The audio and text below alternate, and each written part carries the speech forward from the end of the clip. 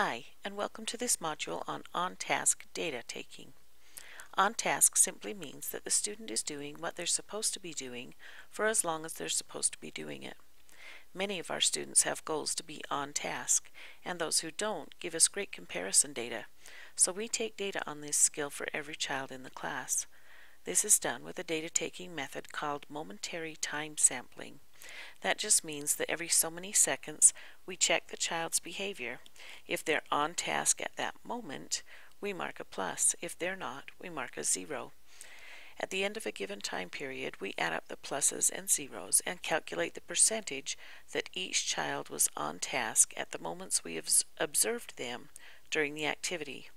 Of course, this method isn't perfect because it doesn't record what the child did between moments, but it's much easier than trying to watch a child, or several children, every second and is usually pretty accurate.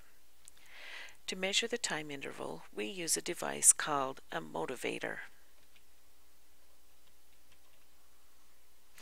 It's small, clips on your waistband or shirt, and vibrates according to the settings you choose and program, in our case every 30 seconds.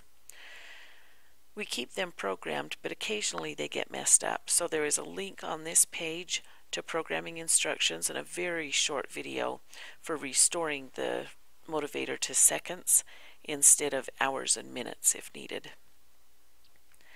Let's take a look at a data form or two and talk a bit more about this process. This form can take data for up to 14 students at once, but it's really hard to carefully observe that many, so we usually have 4 or 6 on a form.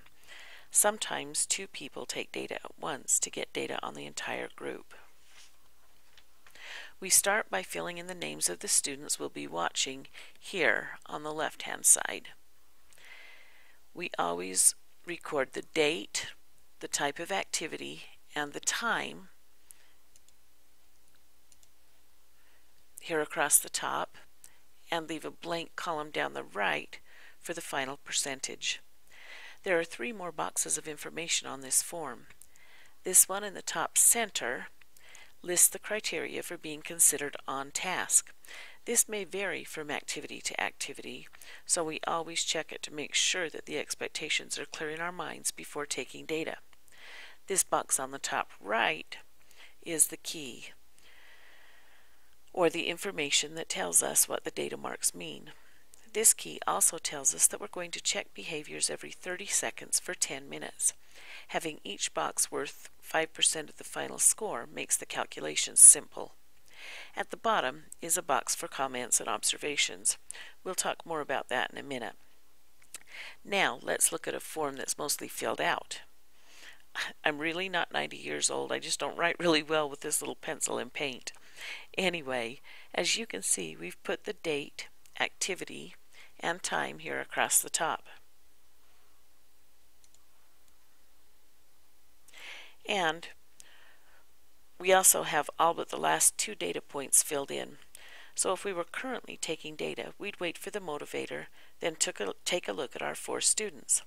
Let's say John is laying down and looking at the ceiling, but the other 3 students are all on task. In 30 seconds, the last vibration occurs. At this point, Mary has her hands over her ears and her eyes closed, but the others are all on task.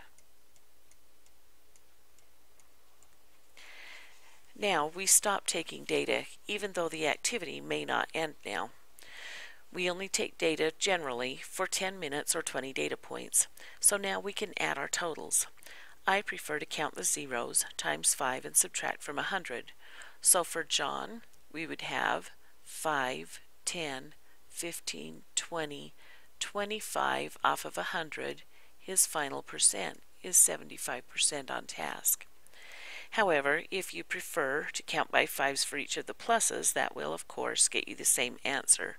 So for Mary, 5, 10, 15, 20, 25, 30, 35, 40, 45, 50, 55, 60. And the others just the same.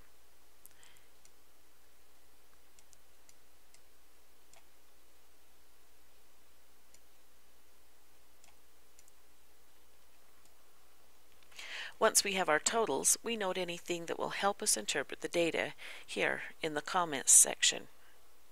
Today we noticed that Mary's off-task behavior was generally related to noise avoidance, which is good information to have. We also noted that a kindergarten student, being silly, knocked on our window and distracted everyone right here. Now our data is complete. We generally keep an entire binder of these forms so all of our on-task data is in one place when we need it. Put the binder away and you're done. If you have questions about this or any other training, please be sure to visit your trainer, and please take the short quiz by clicking on the link at the bottom of this page. Thank you.